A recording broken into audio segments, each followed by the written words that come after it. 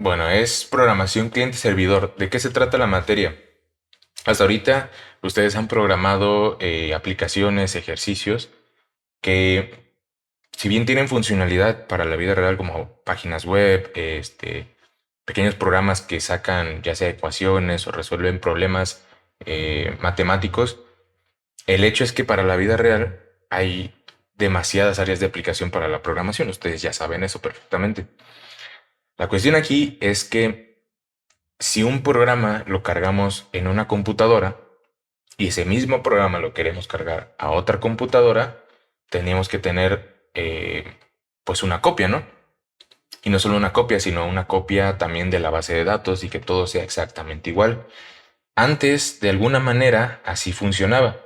Ahorita no me voy a centrar en mostrarles esa parte histórica. Por ahí quiero prepararles para el día lunes una pequeña presentación para ir trabajando todo el contexto y viendo todos los temas. Pero por ahora, por introducción, les voy platicando cómo es. Eh, Desde que la computación se inició, pues incluso desde un inicio, las tarjetas que se utilizaban como hardware para las computadoras eran reprogramables y es de donde parte todo la forma tradicional de hacer programación. Ya no se programa el hardware como tal, sino ahora tenemos una computadora universal o un equipo universal que entiende programas que podemos nosotros programar por fuera, ¿no? Es una capa distinta a la que se realizaba antes, pero con el paso del tiempo se dieron cuenta que era más fácil tener una base de datos centralizada, un lugar donde se almacenaban archivos. Entonces, el uso de las computadoras genera históricamente protocolos de comunicación, primero para comunicar computadoras con computadoras y después comunicar otros dispositivos. Entonces, de ahí nace, a través de la fusión de todas estas técnicas y protocolos de comunicación, la arquitectura cliente-servidor, que se basa en una unidad o una o varias unidades donde se realizan tareas específicas y solamente las terminales o las computadoras que utilice el usuario van a recibir o enviar la información necesaria, pero ya no se basan en el procesamiento, gestión de información, almacenamiento de datos. Eso ya lo hace un servidor. Con calmita les voy a ir presentando todo esquemas y cómo desarrollar su propio esquema también. Entonces no hay prisa ahorita. Les voy mostrando, todavía no me validan como tal el manual del alumno, pero les voy mostrando cómo es. Son 105 horas este, de toda la materia. Tenemos en teoría clases lunes, martes y viernes, de las cuales hasta ahorita yo tengo marcado viernes, que son dos, bueno, aquí dice 3 horas, pero me marca un calendario especial dos, y el lunes. No estoy seguro si era como, bueno, si este cuatrimestre era como el cuatri anterior, que se buscaba un mínimo de horas por semana, 1 hora por semana o algo así, o ya tiene que ser según más de 1 hora por semana o más de una sesión a la semana. No sé si alguien me podría confirmar.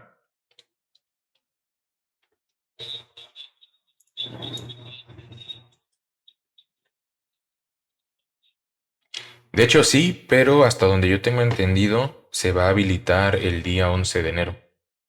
O sea, ¿aquí estamos? Ah, pues aquí lo tengo. Ajá. Sí, el día lunes debería estar habilitada. Sí, nada más que, bueno, yo voy a procurar no, y ustedes saben, voy a procurar ser lo más, flexible posible, porque pues yo también ese día voy a tener que cargar toda la información de los grupos y todo. Entonces ahorita vamos a ver cómo vamos con las, con las evidencias. Entonces, les digo, yo tengo el día viernes, este es el horario real, pero horario virtual tenemos 2 horas viernes y tengo una marcada el lunes. Entonces, yo voy a procurar que sean esos 2 días. En caso de que no pueda, voy a ver si hay una restricción o algo, pero lo importante son los días viernes, ¿no? A esta hora, 9:50. Voy a también procurar que sean los lunes algo teórico y los viernes un poco más práctico. Ahorita van a ver por qué. Este, aquí está, aquí está. Miren, de toda la bibliografía que nos presenta el programa de estudios, yo me di cuenta hace poco, cuando se estaban trabajando estos documentos, que em, justamente yo estuve batallando todo el año pasado por enseñarles a ustedes JavaScript. Y digo, a ustedes me refiero a todos sus compañeros. Em, y no, por alguna razón no se podía. Casualmente, digo, es algo muy, muy raro, pero yo le hablé al coordinador en el cuatrimestre anterior y le dije que sería muy conveniente para los proyectos de la universidad que yo les impartiera la clase de programación cliente-servidor, porque, digo, tal vez ustedes no tienen todo el contexto, pero se están trabajando muchos proyectos que su arquitectura, de hecho, es cliente-servidor y se están implementando nuevas tecnologías. Bueno, aún se está, por así decirlo, capacitando todo el personal, pero muchos proyectos que manejan arquitectura cliente-servidor se van a empezar a trabajar con tecnologías estandarizadas y modernas. Entonces, pues para mí era muy extraño que en el programa de estudios no se incluyera eh, el desarrollo con JavaScript como parte de su formación, ¿no? Normalmente se veía Java. Yo me acuerdo que mientras estudiaba solo vi Java y a lo mucho en programación web, HTML, CSS y JavaScript, pues quedó ahí medio al aire, ¿no? Por los tiempos. Em, pero, pero la verdad es que hoy en día alguien que no programa en JavaScript se está perdiendo de muchas posibilidades, porque es un lenguaje, perdón, que ya es de uso general. Incluso, digo, no es su fuerte, pero incluso se pueden hacer hasta videojuegos con JavaScript. A lo que voy es que como este lenguaje es uno que nació con Internet y evolucionó de la mano con Internet, hoy en día está posicionado como el primero o segundo favorito y al menos en el top 5 de lenguajes de programación más usados. Obviamente esto nos da la facilidad de que al momento de programar tenemos un error, vamos a, no sé, Stack Overflow o cualquier otro foro y podemos ver que todos los problemas que nosotros ya tenemos o que vamos a tener, alguien ya los tuvo y ya los solucionó. De hecho, la propia documentación oficial de JavaScript la maneja Mozilla, los que crean Firefox y el lenguaje R. Entonces, de verdad es muy necesario porque bueno, las herramientas con las que se desarrolla en JavaScript, ustedes pues tal vez no lo ven, pero si usan, yo qué sé, YouTube, usan Netflix, usan Facebook, obviamente usan todo eso, eh, detrás está JavaScript. Entonces, pues es bastante obvio que en algún punto se tenía que ver y para mí fue bastante bonito ver que ahora la documentación especificaba el manejo de JavaScript a través de Node.js. Node.js es un framework o un marco de trabajo que es una aplicación que se puede descargar. De hecho, van a tener que descargarla en algún momento ustedes. Déjenme buscarlo por acá. Que lo que hace es tan simple como esto. Supongamos, ustedes tienen el navegador, ¿no? Y la mayoría de ustedes ya tiene, de hecho, ya tuvieron programación web. O sea, debieron de haber tenido una experiencia en esto. Si ustedes van, por ejemplo, aquí a la consola y mandan un mensaje en pantalla a través de JavaScript, pues va a funcionar, ¿no? ¿Qué quiere decir? Como JavaScript es un lenguaje, perdón, me equivoqué. Ya saben, la costumbre. Ahí está. Ajá. Separo. Ándale, me sé, por favor. Sí, como les digo, en la consola nosotros ya incluso manejamos JavaScript. Si ustedes hacen una página web y le incluyen JavaScript, va a funcionar desde el navegador. Eso pues ya lo saben, ya lo han experimentado. Lo que pasa es que si por ejemplo nosotros decimos aquí, manejamos variables, y obviamente no estoy haciendo gran cosa, simplemente eh, vamos a poner así una pequeña así, aquí, y mando console.log de C. Ujú. En el navegador, de manera nativa en cualquier navegador, ya tenemos JavaScript por defecto en la consola y podemos utilizarlo. No es la mejor manera para trabajar JavaScript, obviamente. Se manejan archivos con la extensión JavaScript y todo, ya saben, se incluye al HTML para que trabaje y todo ese rollo. Una página web normal que incluye funcionalidad con JavaScript. Hasta ahí es muy tradicional trabajar JavaScript, pero mucha gente se puso a pensar que tal vez JavaScript no solamente al ser un lenguaje interpretado debía de existir en el navegador. Entonces, tomando el motor donde corre JavaScript, lo sacaron de la web y crearon un entorno de ejecución que funciona en su sistema operativo. De hecho, este no es. Aquí.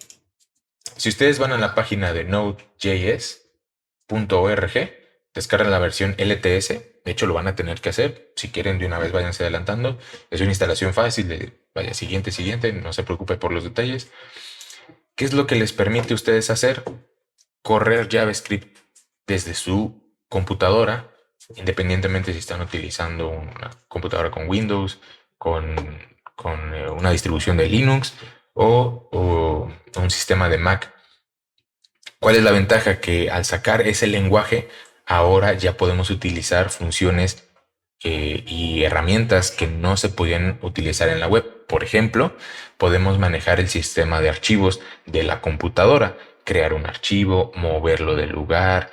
Por ejemplo, podemos crear un archivo de texto, llenarlo de texto y guardarlo y además guardarlo en una ruta específica. Eso normalmente se hace con lenguajes de bajo nivel, bueno, más de bajo nivel como Java o C. Pero pues el JavaScript nunca en sus inicios no se pensaba que se podía hacer eso porque el navegador, o sea, tenía que correr dentro del navegador y el navegador no maneja como tal un sistema de archivos. Tampoco se podía hacer como tal uso de muchas funciones de la computadora. JavaScript por medio de Node.js ya podemos manejar puertos de comunicación, podemos comunicarnos con el sistema de impresión de la computadora. De hecho, hace poquito trabajé en un proyecto donde conectamos una impresora térmica y la pasamos por la comunicación por JavaScript a través de Node.js. Entonces, eh, tiene muchas funcionalidades que ya explotan el lenguaje en dos campos, ¿no? En dos niveles, a nivel de la web y a nivel de la computadora. Y esa ventaja es básicamente tener un lenguaje robusto con el que podemos hacer de todo. Por eso es que es tan popular, porque podemos hacer prácticamente todo en este lenguaje. O sea, no hay muy pocas cosas que tienen limitantes y esas limitantes son porque ya sea las empresas o herramientas que, por ejemplo, en el caso de los videojuegos, eh, las empresas y herramientas que desarrollan estos motores para desarrollo en JavaScript, pues no lo hacen más y más grande, pero de que se podría hacer. Entonces, van a tener que descargarse Node, porque incluso les digo, yo me puse muy contento porque en la documentación venía que tenía que enseñarles Node. También por ahí marca que tengo que enseñarles sobre Postgres, pero pues lo voy a cambiar porque lo voy a cambiar por MySQL por el hecho de la facilidad con la comunicación. Ahorita vamos a hacer, bueno, durante el cuatrimestre vamos a hacer programas y ejercicios que van a ustedes a comunicar una base de datos con Node.js, JavaScript, y esa base de datos la van a poder ofrecer a Internet. ¿Ok? Entonces, la ventaja de ofrecer una base de datos y el acceso a estos datos de manera específica a través de Internet es que no solo van a poder conectar una aplicación web, sino también aplicaciones móviles, aplicaciones de escritorio. Es casi como, no sé, si a alguien le gusta los videojuegos como a mí, si ven la aplicación esta de Epic Games, el launcher, Si se dan cuenta, mucha de la información, tal cual como se presenta, está de la misma manera en el navegador, en su teléfono y en la aplicación descargable. De hecho, la tienda como tal de Epic funciona en esos tres sitios. Y para que funcione en esos tres sitios son tres aplicaciones diferentes. La aplicación del Game Launcher para la computadora, la aplicación móvil y la aplicación web. Y todas esas van y se comunican con una base de datos centralizada. Digo, obviamente estamos hablando de empresas multimillonarias que manejan una robustez de servidores y bases y todo eso, pero la idea principal ahí está. Toda la información viaja y podemos conectar múltiples aplicaciones y dispositivos con la misma información. Pero lo voy a hacer con MySQL porque en un proyecto me tocó trabajar con la herramienta de comunicación entre la base de datos y el sistema, y JavaScript. Y es bastante tedioso, cosas que se pueden hacer con la herramienta enfocada a MySQL, cosas que se hacen en una línea. Para Postgres son 4 o 5 y es bastante tedioso de mantener a futuro. Entonces, mientras no haya una herramienta que lo haga más cómodo, pues digamos, para ejercicios está bien, pero si van a hacer una aplicación grande y robusta, donde tienen 50, 60 o 100 puntos de acceso para obtener información a su base de datos, digamos 100 consultas a su base de datos diferentes, pues les va a costar mucho mantener esa aplicación cada vez que requiere un cambio. Entonces, pues no tiene mucho sentido.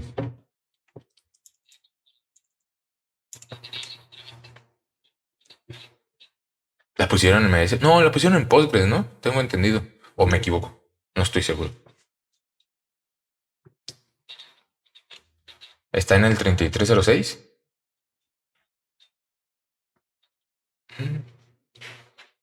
Podría ser. De hecho, es que, vaya, es bastante eficiente. Cualquier motor que utilicen es bastante eficiente, así que no hay problema. Tendrían que tener problemas de ingeniería muy específicos para poder elegir uno u otro. Pero pues si van empezando, si van haciendo sus aplicaciones, eh, yo siempre aconsejo MySQL porque es más, y sobre todo con Node.js es más fácil de comunicar, más fácil de mantener, de llevar un programa de 0 a 100 más rápido. Entonces, yo creo que sí está bien. Por ahí otra cosa habla de ASP.NET. No vamos a ver .NET para nada. Lo que sí es que maneja el modelo vista controlador. No sé si alguien ha escuchado hablar de él o lo ha manejado.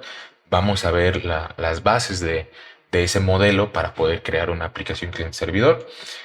Por aquí están todos los datos del manual del alumno. Les digo, todavía me lo tienen que validar. Vamos rápido a las evidencias. Normalmente, ustedes saben que no procuro cargarlos de muchas evidencias, pero em, creo que esta vez no está pesado, pero es lo suficiente.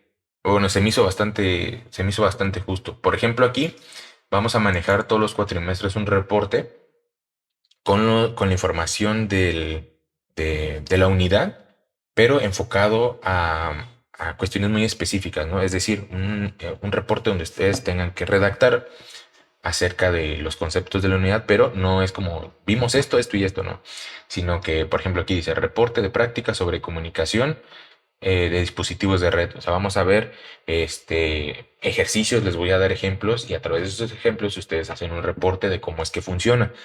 Yo ya les expliqué, ahora ustedes lo reportan de cómo es que funciona, ¿sale? Van a ver, por ejemplo, un diagrama de componentes de la arquitectura cliente-servidor. Es un reporte bastante sencillo. Por ahí va a haber otra evidencia que va a ser un cuadro comparativo entre modelos de cliente-servidor.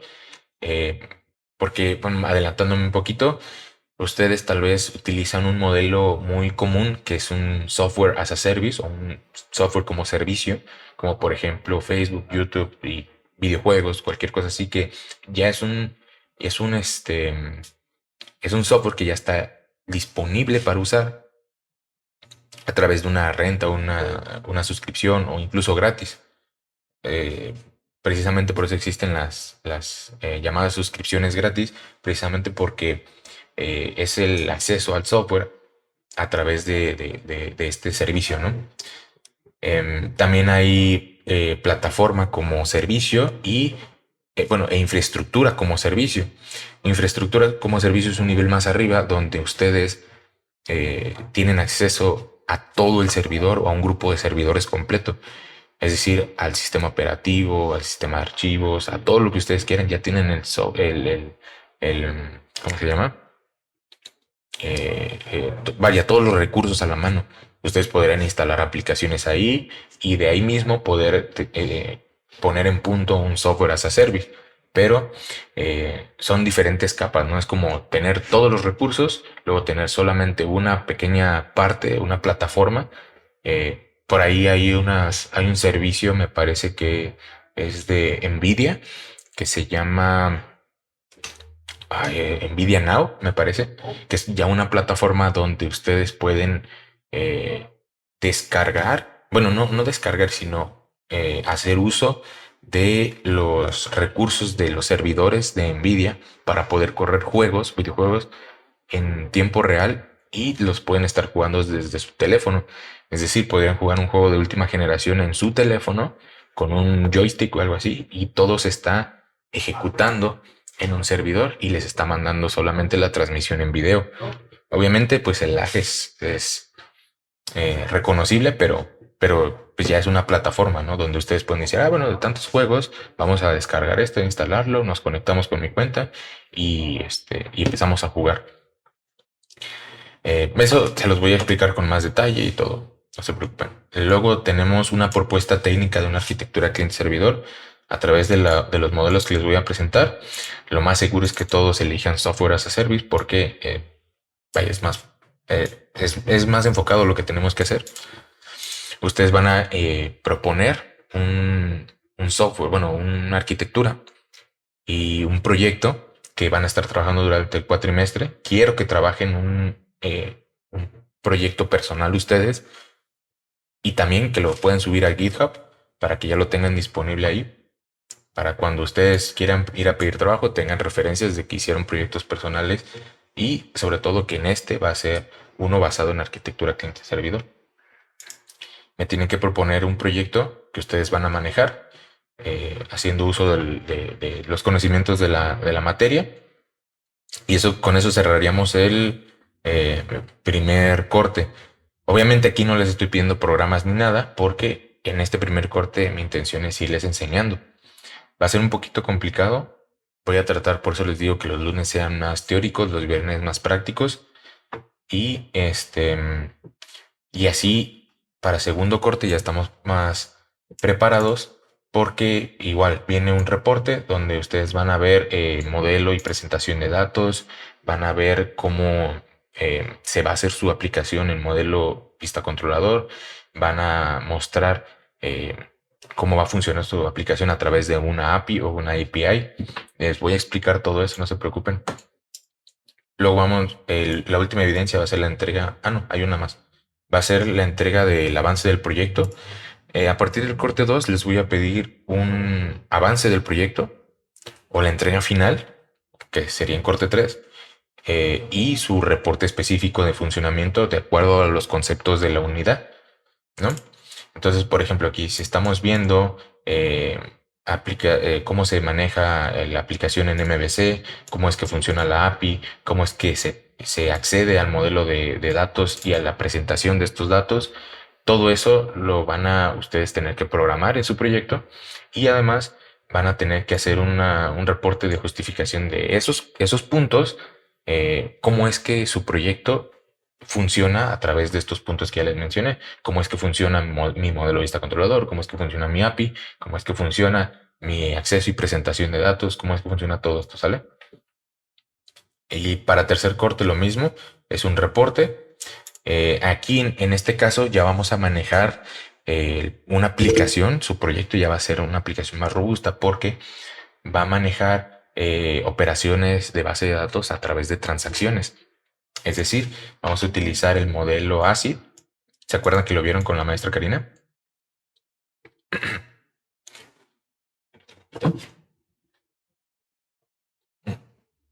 Bueno, es un modelo de, de base de datos que permite tener una integridad de toda su información.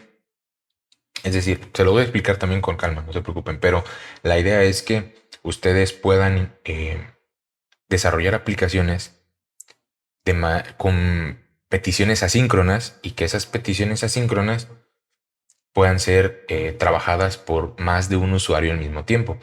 Para empezar, una petición asíncrona quiere decir que si dos usuarios llegan al mismo tiempo a pedir la misma información, primero Node.js se va a encargar de gestionar esas peticiones.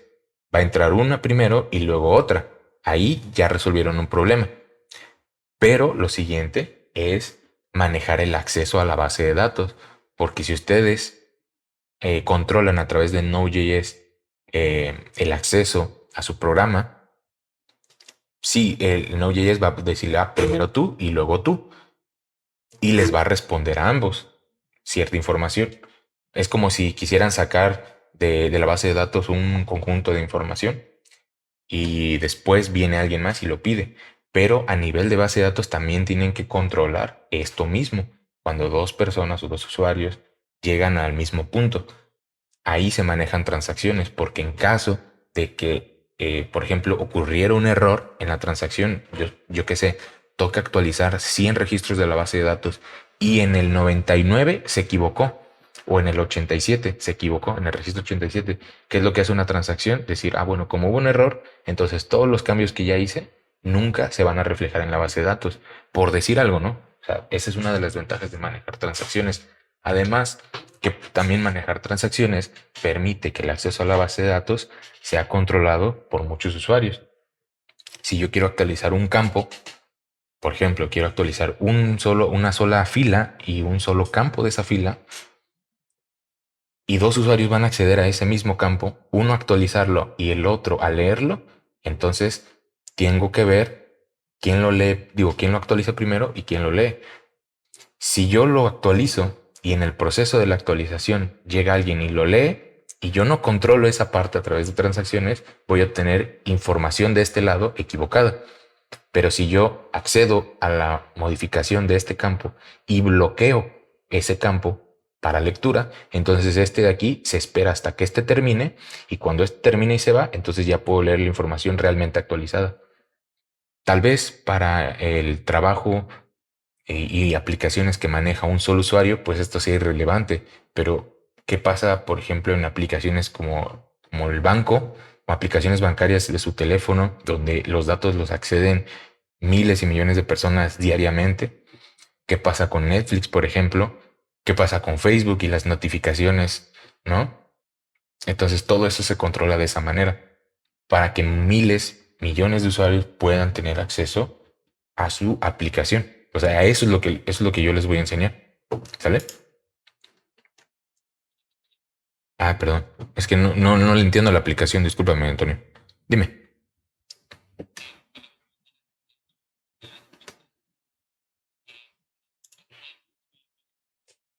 Ajá. Sí, sí.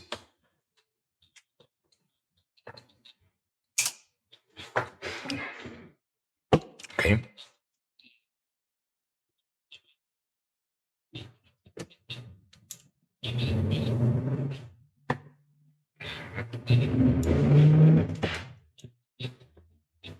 Sí.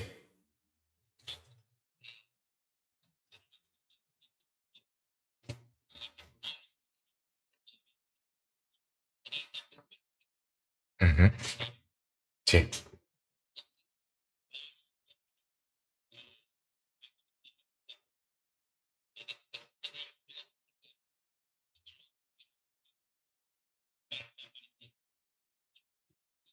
Ujú. Ok.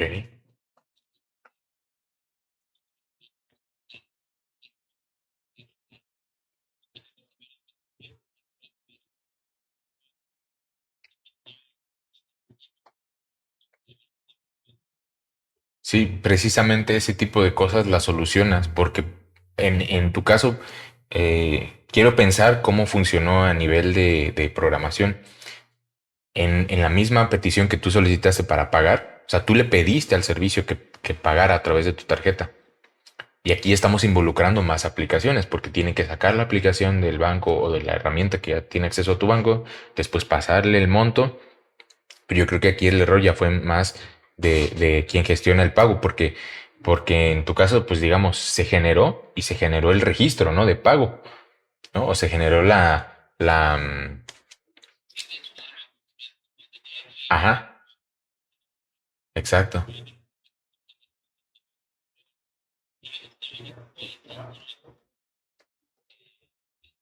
claro. Ujú,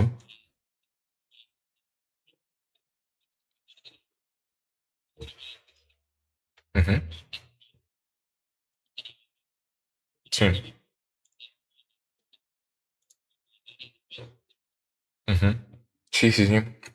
Sí, yo entiendo esa parte porque, pues, al final de cuentas te estaban haciendo pagar doble, ¿no? Y no se veía. Precisamente cuando estos datos son actualizados, tienen que bloquearse. Mucha gente, bueno, muchos programadores se les olvida esa parte. Tienen que bloquearlos. Sobre todo si son registros que manejan montos de dinero. Porque entonces este tipo de cosas pasan. A veces pasa a lo negativo como a ti, o sea, que te afectó, y a veces pasa a lo positivo, que de repente se te borra el saldo y ya no debes nada. Eso a mí me ha llegado a pasar. Entonces, pues por una, por otra, ¿no? Pero el chiste es que todo funcione bien. Yo te digo que creo que lo que pasó es que sí se efectuó el pago, pero al momento de la actualizada, pues como si estuvieran trabajando dos copias de datos. Entonces, todo lo que se hizo acá, pues se perdió. Y pues tu dinero sí se quitó.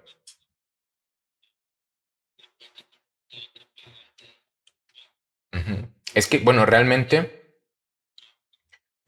a través de las transacciones, uno hace una copia temporal de la base de datos completa, de la tabla.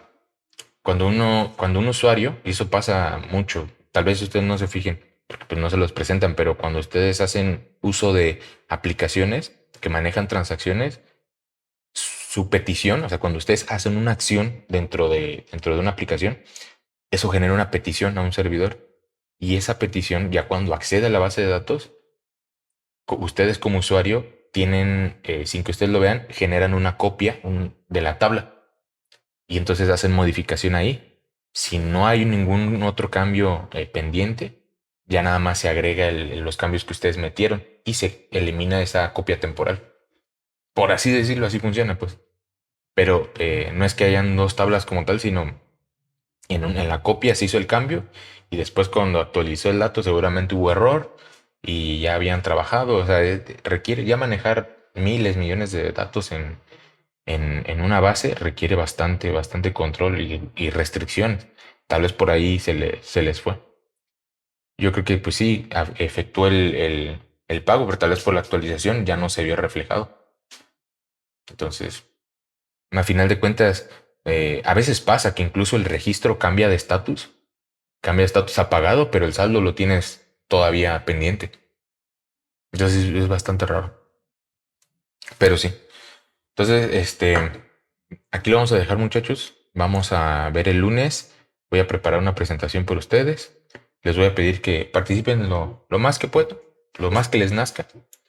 Pregunten todo lo que tengan que preguntar, porque esta materia voy a procurar que sea la mejor que tengan hasta ahora en su carrera, porque quiero que aprendan un montón de nuevos conceptos, un montón de nuevas técnicas y sobre todo que tengan la oportunidad de volver a, a reiniciarse, porque van a aprender un nuevo lenguaje. Bueno, no desde cero, no me va a dar tiempo para enseñarles todo JavaScript desde cero, pero eh, van a aprender un montón de técnicas que sí les va a permitir usar del día a día.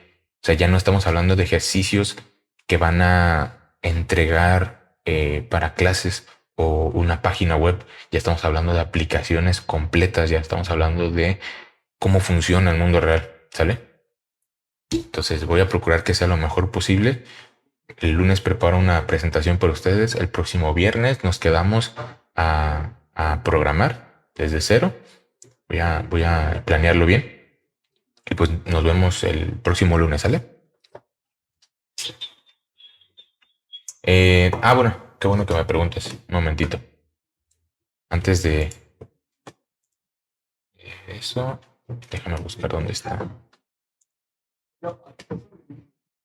Aquí está. Mira. No, lo tengo acá. Lunes. Sí, sí. Es que ya saben cómo. Ya me había desacostumbrado. Ok. Lunes vamos a ver estos temas. Los voy a ir llevando a profundidad. Bueno, se los presento acá mejor. Miren, este es el programa de estudios.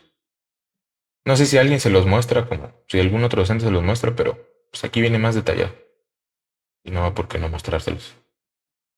Miren, lo primero va a ser introducción a la arquitectura cliente-servidor. Primero, conocer los conceptos, reconocer, por ejemplo, la evolución de los sistemas, lo que les explicaba, ¿no? O sea, me voy a tener que meter sí o sí un poquito en historia para que agarren contexto, pero no les voy a dar ni muchas fechas, ni nombres, ni nada de eso, porque pues ya a quien le interese, le interesa. Vamos a ver la comunicación en dispositivos en red, ¿no? Cómo se comunica, por ejemplo, a través de un módem, un router, las computadoras, los protocolos de comunicación, por ejemplo, el más conocido, el protocolo IP, ¿no? De su computadora. Sistemas de conexión libre, arquitectura ya cliente-servidor, les digo, protocolos de comunicación en red, sistemas de información de acuerdo a la arquitectura, cómo se diagrama un modelo de arquitectura cliente-servidor, cómo hacer un diagrama para representar. Aquí quiero, nada más en este campo, para hacer el diagrama, quiero buscar un libro que me dé como que ya lo tenga más estandarizado, porque bueno, yo les puedo decir, así lo hago yo, y a mí se me entiende. Si yo se lo presento, yo que sé, a la maestra Cari, algún compañero de trabajo me va a entender, pero pues me gustaría que fuera algo más estandarizado, ¿saben? Em, que aprendan, por ejemplo, ustedes a diagramar. Eso es lo que vamos a ver, ¿sale?